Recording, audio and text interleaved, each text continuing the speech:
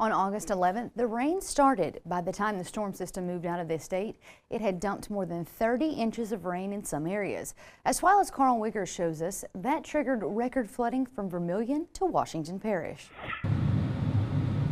In West Baton Rouge Parish, the Scheck brothers are busy harvesting the last 175 acres of their corn crop.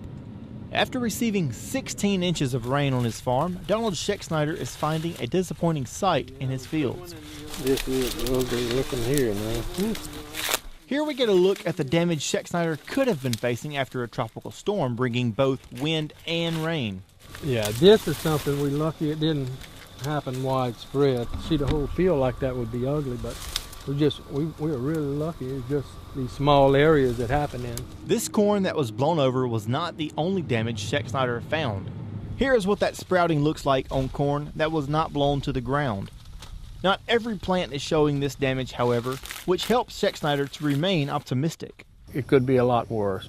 We didn't have the wind with all this rain. If we would have had strong wind, we'd been a lot worse mess. But lucky it was just the rain. We got some sprouting. We have some damage. You know, whether it's 15% damage or not, something I figure somewhere in that area. I mean, we can live with that. The good news for Scheck is that this combine is in the field. A few miles down the road, soybean farmers are not as fortunate. The only way to get through these soybeans are wearing knee-high boots. That's all underwater. Yeah, it was probably chest deep a couple days ago. This is 7 days since the rain. You almost forget that it gets this bad at times. Clayton Hurdle farms around 1,000 acres of soybeans in Iberville Parish. Like Scheck corn, Hurdle has beans that are ready for harvest. However, like many farmers across the South, Hurdle is just looking for dry ground following this historic rainfall. Yeah, it's widespread throughout South Louisiana. I know over in the Lafayette area, I talked to a friend of mine this morning over there, and they've got hit really hard, 25 to 30 inches of rain in a 48-hour period.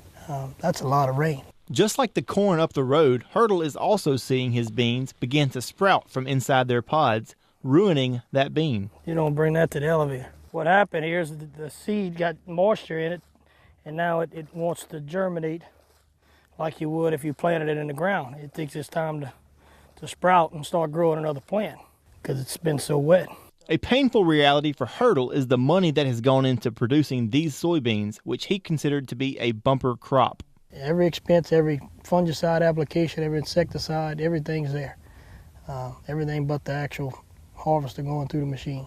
Hurdle also has younger soybeans that he hopes will make up for the significant losses he expects to see in these fields. To keep that hope alive, he's pumping water around the clock off of these fields here.